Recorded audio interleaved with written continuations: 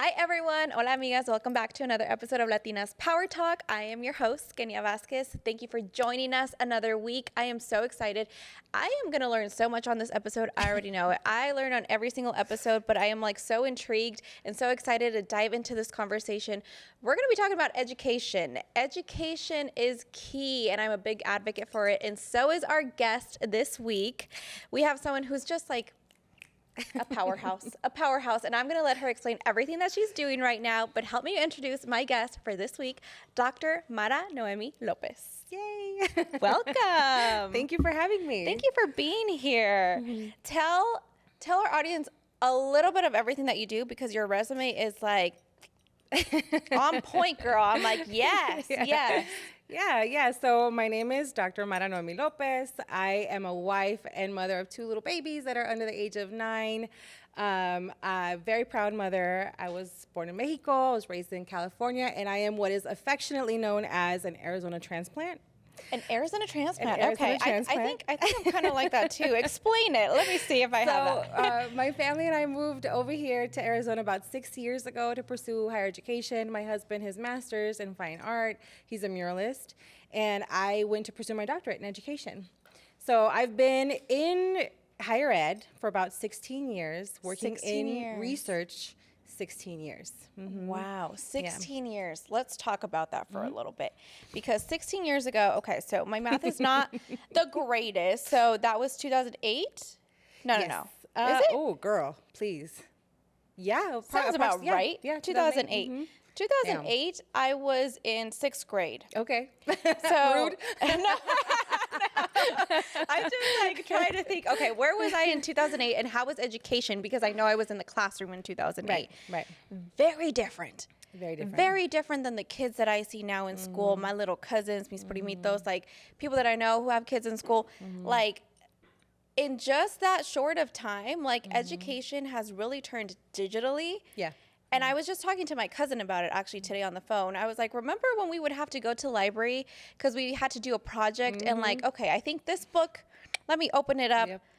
Nope, 20 minutes later. Yeah. Maybe this one has it. And now everything's let me Google who was the 13th president of the United States. And you don't even have to be on your laptop. You can be on your phone. Yes. Everything is just in your pocket. Exactly. It's completely different. So, okay. So we kind of went off talk a little bit, but where do you work right now? So I am the inaugural HSI Research Center Director at the University of Arizona. Yes.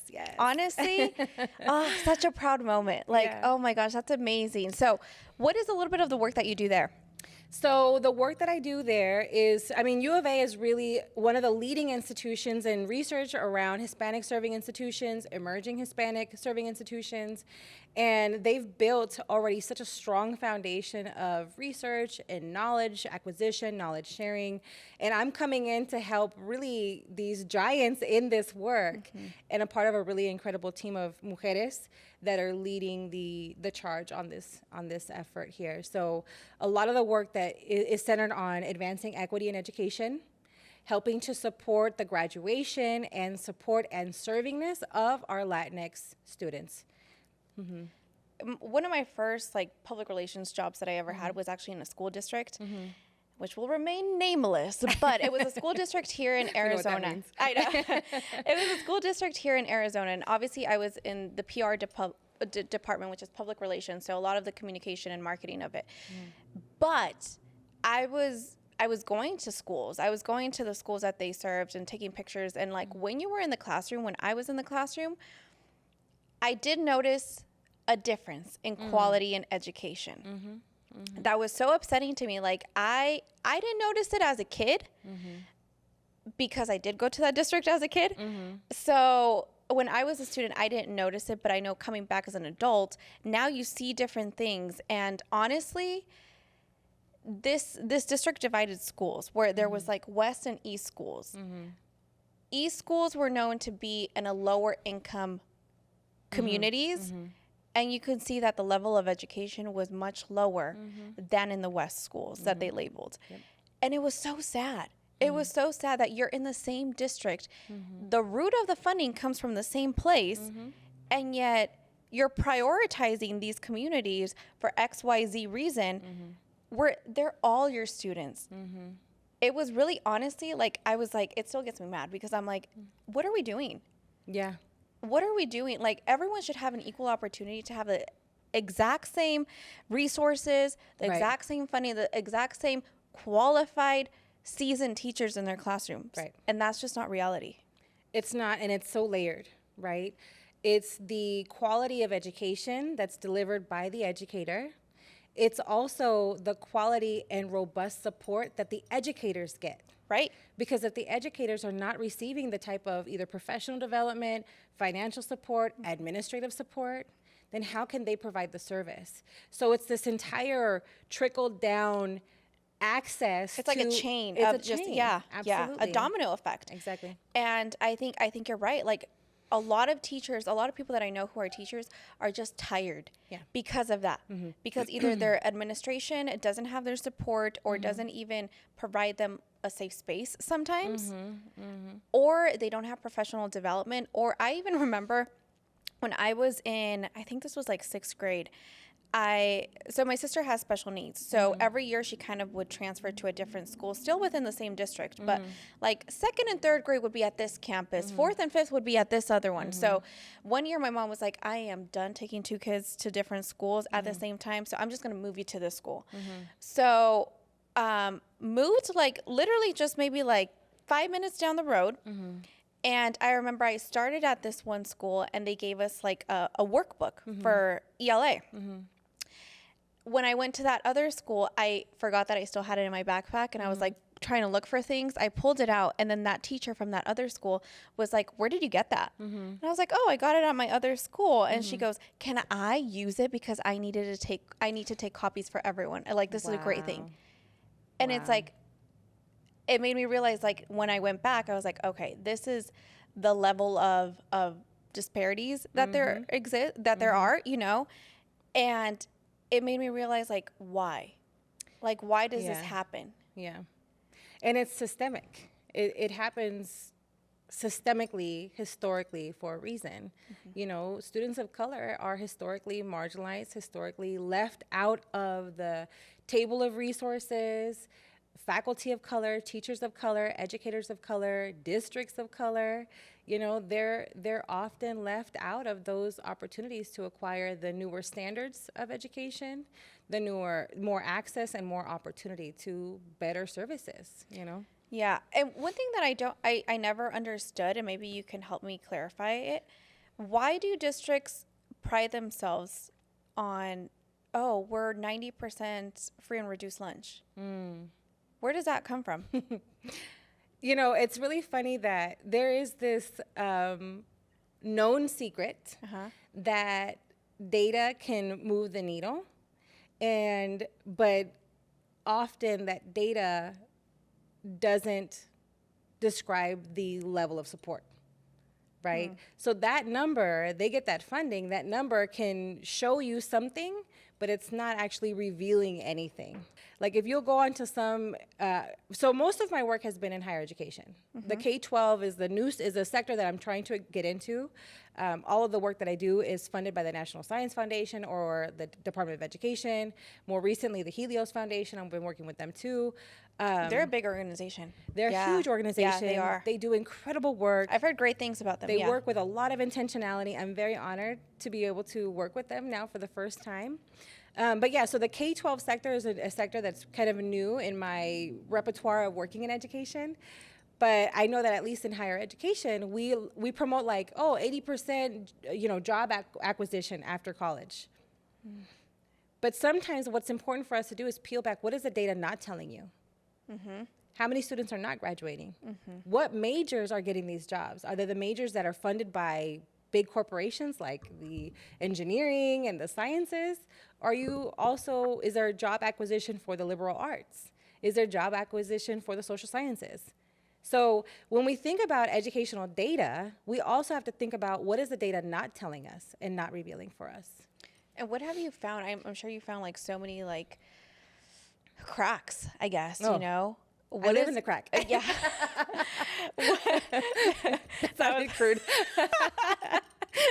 I'm a researcher, so like a lot of the work that I do is like, what is what's happening. You know, it's very exploratory, and it's unnerving because there's never a finite answer. Right. It's never a finite answer. There's always something behind and behind and behind.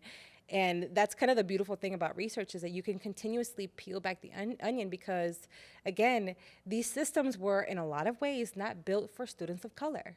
They were not built for the students that were from lower income, low socioeconomic statuses.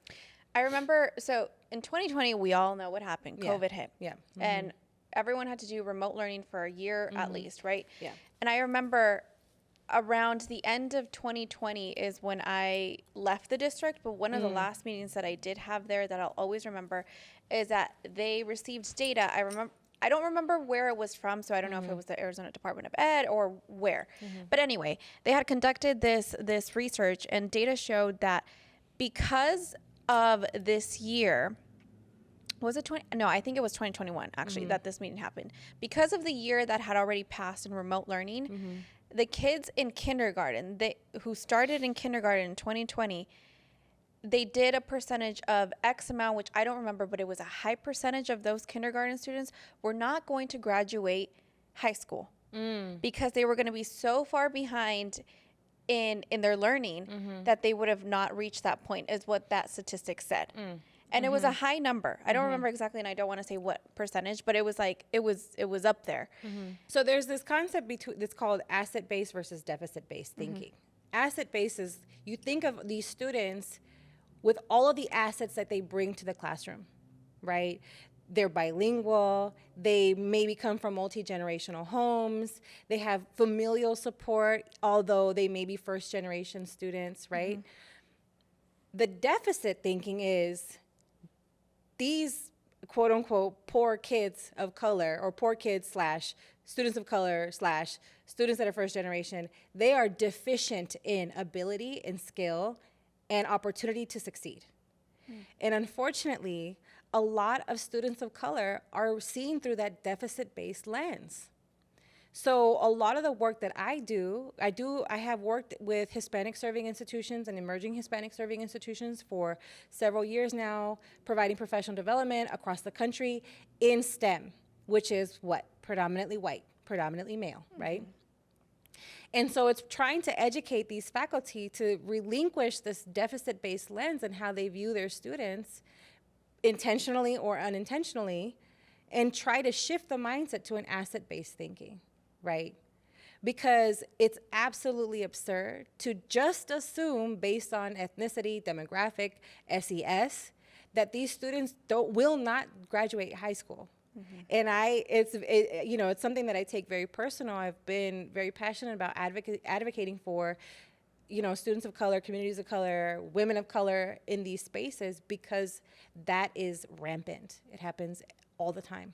And I think a big takeaway from that meeting was they were just like, okay, this is what's going to happen. They accepted it. It's like, no, what are we doing about it? These kids are still in school. They're still young. We can, if that's what statistics is telling you, what are we going to do to not let that happen? And so then what? Exactly. It's in our hands. Like, okay, you can't say, okay, ni modo. Ni modo, it is what it is. Like, no, it should be your job to not let that happen, don't you think? Absolutely. Like, yeah.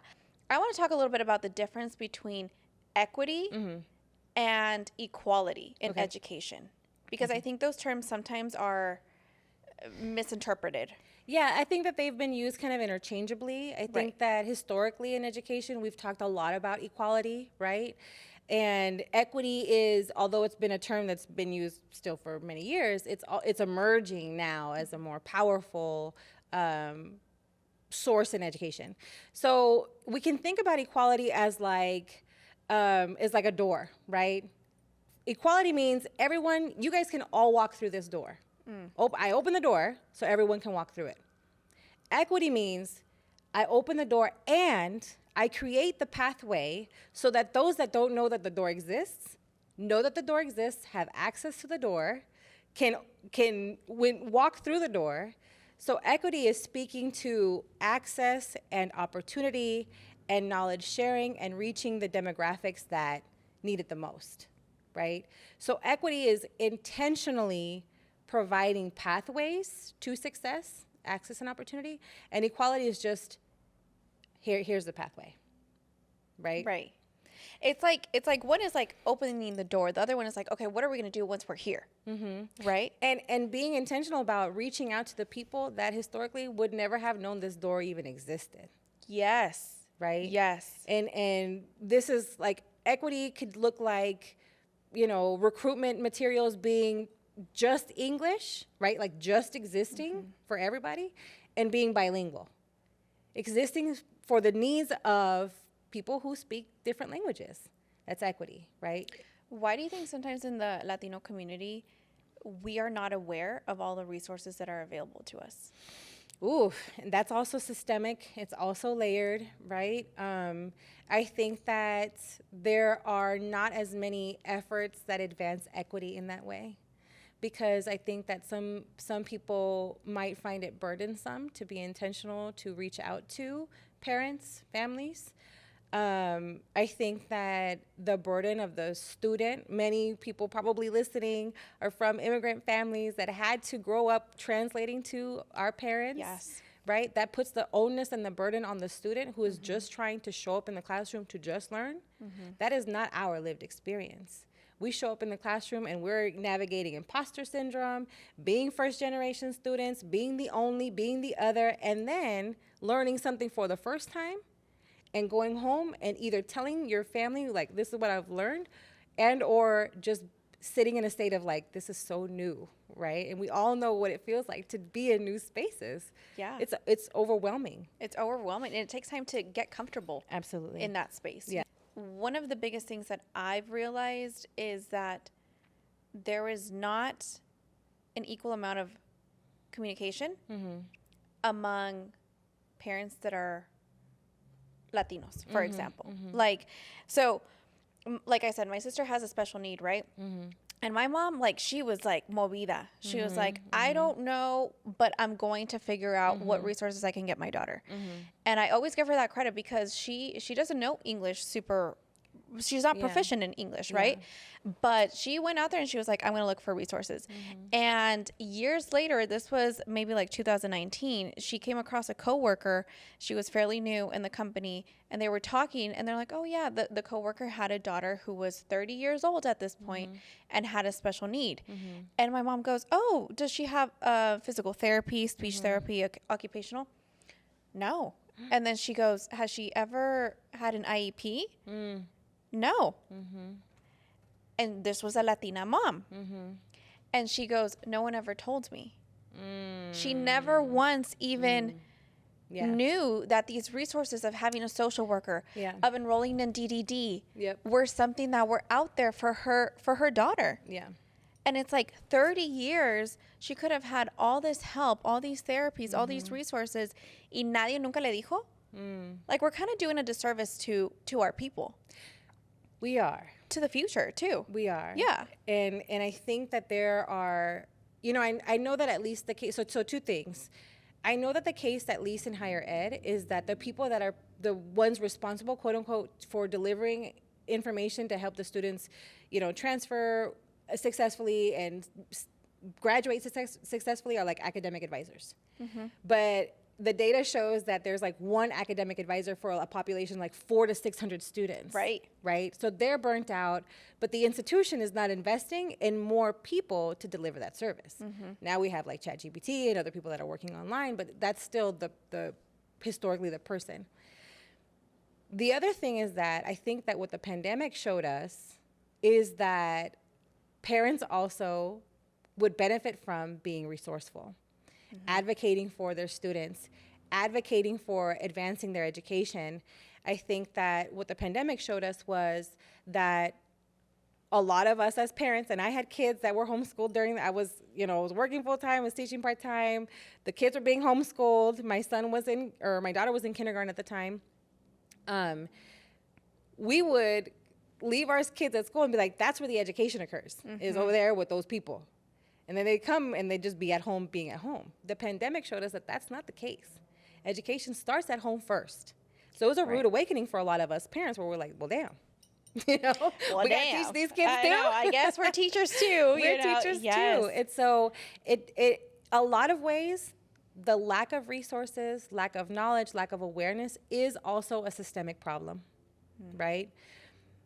But your mom is a champion in the sense that we also as parents need to advocate for our students. We also need to be their ally.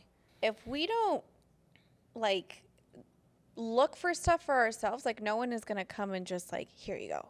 We have to look for it, especially like as Latinos. Like I feel like it's like an extra layer of like, okay, go out there and find the resources that you need. People that have doctorates in the country currently, Latinas are less than 6% of those doctoral degree holders, and I'm a part of that 6%. Yes. So while it fills me with pride, I know how hard it was to get to this point.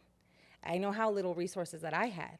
I know what it felt like to feel like just a fly on the wall in these classrooms and have little access or little attention or faculty. I can count on my hand the amount of faculty that had an impact on me, right? You can remember, like, probably count them on one hand. I can probably count them on one hand. And so when we think about education, we have to also think about it as an ecosystem and be real about it. Like a lot of these systems were not built for us. So while I'm proud to be a part of this less than 6%, I'm also like, why are we barely at 6%? Exactly. Right? And so Oh, I just got chills. I did. So a lot of the passion that I have is to help other Latinas in academia thrive, succeed, feel community, feel like they can reach out to me. Like, you have questions? I'm serving on doctoral dissertation committees, you know. And this is a source of pride for me because we need to be these percentage pushers in a good way, right? No, I agree. So tell me a little bit more about your story. So I did a little Insta stalking like I normally do, and I saw that you got your doctorate and you had 2 babies. You were a mom and you were a wife, and you went through that process. You're like, this is not going to this is not going to stop me. I'm not going to let it stop me. Tell me a little bit about that process and like why you decided to go after your doctorate degree. Yeah, so I was a student athlete. What tethered me to academia or my academics were that I played volleyball, basketball, and softball from age 9 to 19. So I played through college, and that was the thing that I did. And I didn't really care much about school, and no one really cared much that I cared much about school because I was playing sports. Are you the first one in your family to go to college? No, my mom went to college. Oh, she did. And there's 4 of us. So I have an older brother who went to college, myself. My 2 little brothers are also graduates as well. That's beautiful. Yes. Yeah. So my mom she was the one that led the charge to get us all to where we are now. And she was also an elementary school teacher. She's also my inspiration. She also advocated for students of color. She was an educator at a border town in my hometown in Imperial Valley. She was a disruptor. Education was big in your family. Education was big in our family. Really, we were not raised like we had a choice, but being the rebel that I was, I thought I had a choice. So when I moved from the Imperial Valley after my eligibility to play at the junior college level was up, I moved to San Diego. And there I worked full-time and part-time, was taking classes here and there. And I share this story while it was a source of embarrassment for me and grief for me almost. It took me almost 12 years to graduate with my bachelor's. I was academically disqualified. I was on probation. I would leave the institution and go take a couple classes that I would pay out of pocket at the junior college level just to get my GPA up. And when I graduated with my bachelor's, my daughter was 6 months old. And I didn't walk because I was embarrassed. That was like 28, 29. And I was like, estoy vieja. I failed because the traditional narrative is you go to college, you graduate in 4 years, you can then start your life, then get married, then start your family, or then start the job that you'll eventually die at, right? That's the narrative that we all heard. Right. So when I didn't graduate at 4 years, I was like, I failed. I mean, I literally did fail. I failed out several times. But I got back into it. And while the narrative is also that you can't get married, you can't have kids until you graduate, my kids were and are my biggest source of inspiration. So I graduated when my daughter was 6 months old. I went on to pursue a master's. I graduated with my master's when my son was 6 months old. and then got a wild hair in my ass and was like, well, let's just keep this going, you know? What's next? What's next? Moved from San Diego to Arizona in 2018, started my doctoral program then. And when I graduated, there were about 4 and 6, and, you know, graduated the pandemic, through the pandemic, a lot of virtual everything, you know, virtual data collection and homeschooling. It was such a transitionary moment, but there were a lot of catalysts for me to sustain, to persist, not only my kids, but also I had students that I felt connected to and felt compelled to advocate for, and I still do, because if not me, then who? And if not now, then when, right? I am a little bit also maybe motivated by spite.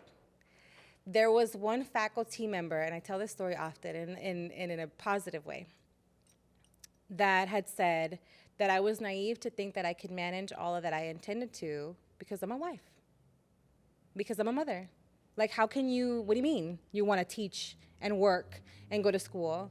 And I go, you don't know me very well, but you can go ahead and watch me try.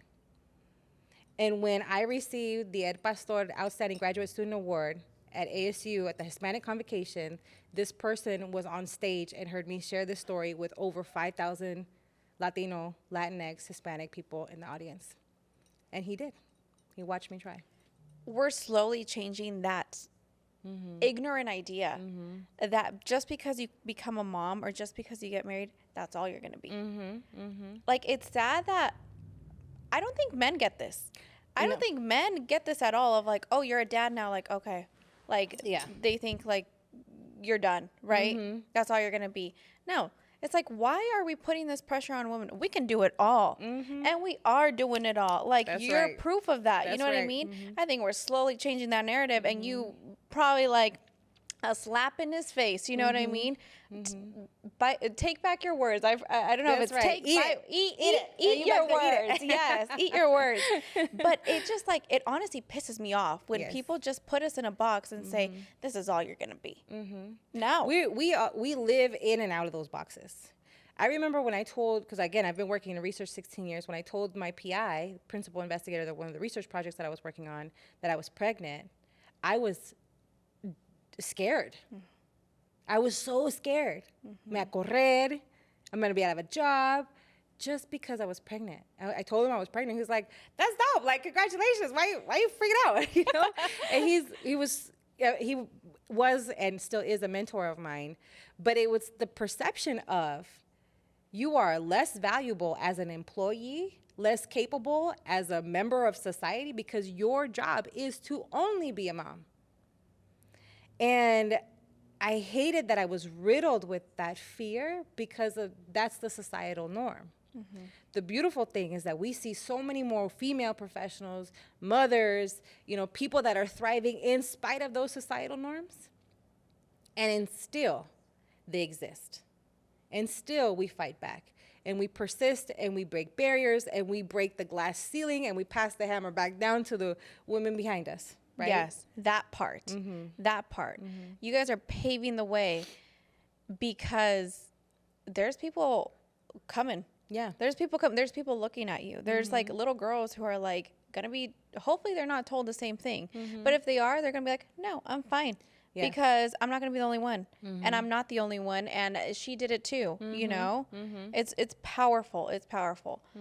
Do you think there's a lack of resources for Latinos to pursue a higher education? Absolutely. And again, it goes back to it being systemic, and it's so much more of an urgent, pressing matter now, because the affirmative action work that's being dismantled, the DEI programs that were built to help create systems of equity and understanding of the different lived experiences of our historically marginalized population, they're being dismantled. Texas has no DEI support services anymore. Florida has no DEI, diversity, equity, inclusion support services anymore. That's a legally law-binding relinquishment of those services for the students that need it most. History has shown us what that means. So, yeah. And, you know, but one thing that my nana has always said, that's my girl. You know, she has up to like a 6th grade education. So she has been one of my strongest supporters, strongest allies, along with my whole family, really. But like for her, who doesn't know what this work is like, she's just like, whatever it is, mija, te va a ir bien. You know, and I appreciate that. But it's really important for us to, she would say, it's better to have friends than to have money. And I think that this applies a little bit to some extent to this work because a lot of us can help each other out. If you find a scholarship, do you share it or do you keep it? I share it. If you find it on Instagram, you share it. Apply to all these scholarships. Apply anytime I see a scholarship on my feed, I'm sending it out. Right. Any single time. Because there are fewer opportunities for DACA students, Latinx students, students of color, student parents, mothers, right? I remember when the pandemic hit, I had to write a 3-page essay, basically cortándome las venas, on this paper, on the scholarship, so that they could give me $2,000 because I was a student mother, or a student parent. And $2,000 barely covered childcare. There was a time there where I was paying $2,400 a month for childcare.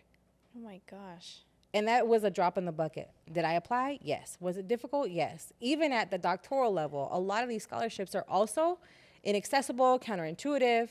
So one of my biggest advocating things is that I tell my students is reach out to people that have been where you want to go, right? Do informational interviews. Reach out to people that you see in academic spaces and non-academic spaces, like social media. Social media has been a beautiful tool for the advancement of academic, like a lot of my papers and a lot of my research, I've pushed through my Instagram. Because also the peer-reviewed and publication process is predominantly white, predominantly male, and the literature shows has been exclusionary of people who have ethnic last names. So I'm like, well, I got to get my work out somewhere. So I present at conferences, I put on Instagram. So there are less resources. There are still resources. Those two things are true. Reach out to the people that you know. Reach out to the people you don't know that you have seen do this work. And then if you're a person that has done the work, like if you're in a position where you've acquired these things and you've already moved on, share as much as you can all the time, always, you know? I think, and don't get discouraged along the process. I know that's something that I got discouraged. Like I went to ASU to get my bachelor's for journalism and mass communication. And the first year, back then it was like a $10,000 per undergraduate per year, right? It was like $10K. They gave me $6,000 that year. I was like, oh, cool. I only have to put $4,000 out of pocket. And my dad was like, you know what? We'll make it happen. I don't want you to get a loan. Like we'll do whatever we have to do. We'll pay it out of pocket. So we did a payment plan. The next year they came back and they said, you're only getting $3,000. At that point, I had to put $7,000 out of pocket, which it's like, okay, shit. Yeah. At this point, like, te cala, como dicen, you know? And I had to work 3 jobs while I was in college. And I remember applying for so many scholarships. And I'll never forget the one that I do remember that was from my own school. They're like, oh, so we're doing it to help a student who's in need. I think it was something like $1,000, right? So I applied, I wrote my essay, I wrote everything. And I was like, you know what? My dad helps pay for my school. And he's like such a hard worker. And that's where I like get my motivation from. This whole essay, right? And I found out who they gave it to. I went to high school with this person, so I had known like her family history and everything. I can say she did not need it. And it reminded me right now of what you said because of the last name. Her last name is very different than my last name, and I think you guys can know where I'm going with this. We're reading through the lines. We're reading through the lines here.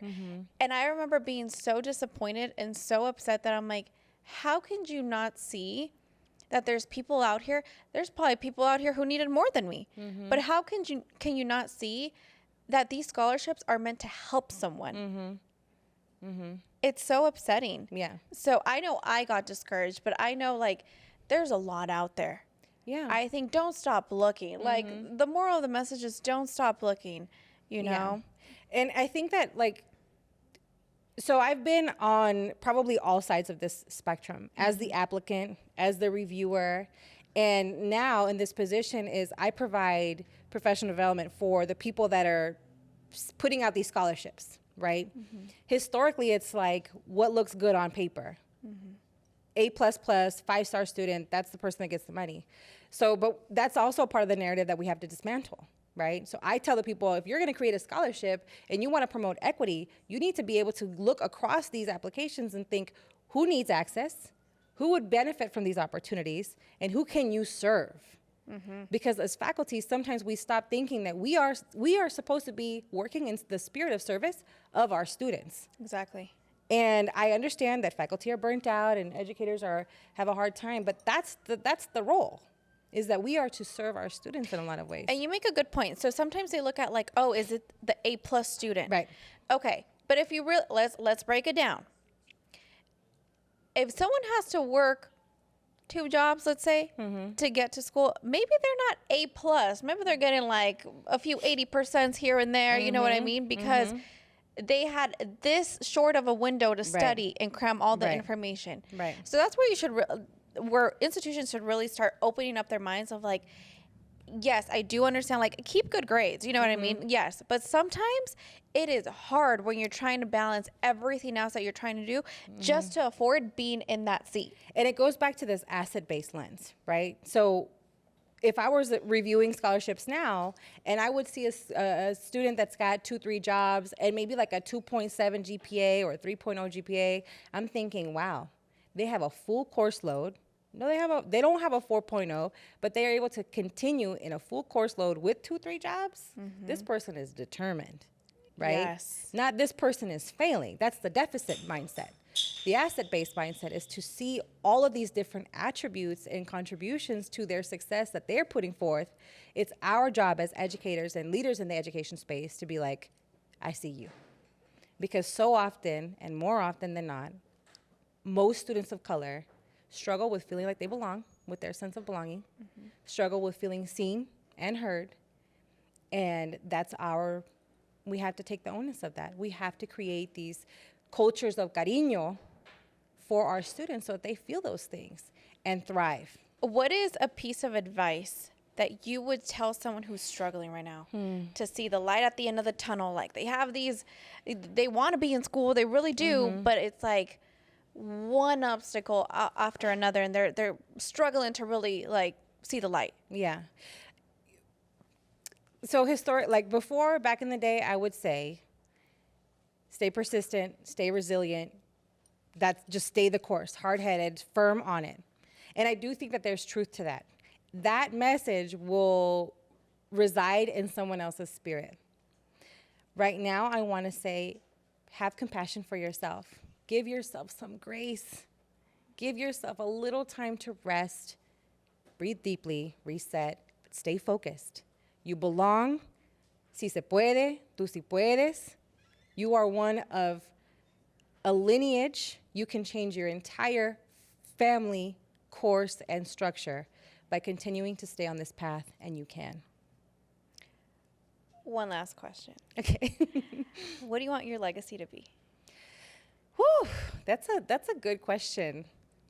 I think that I know that I want my legacy to be that I did everything that I could to advance equity in education, to lift as I climb, to be a firm example for people of color, women of color, student mothers, that it's possible to thrive in spaces that weren't built for us.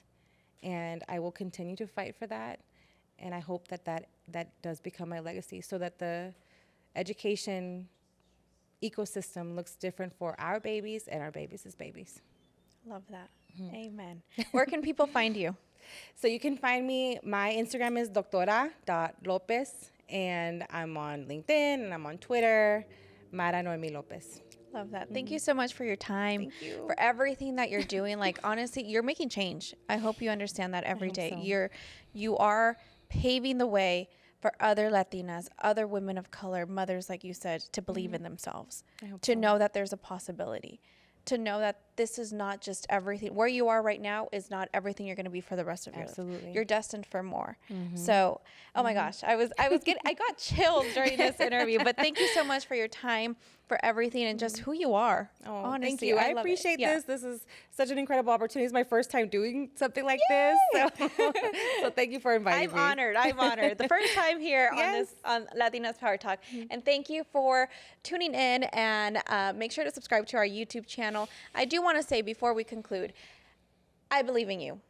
I believe in you out there. If you have a dream, if you're going after a goal, if you're just doubting yourself, I believe you. I may not know you. I may know you. Whatever that was planted in your head is planted in your heart and your soul for a reason. Go after it. You can do it. You got this.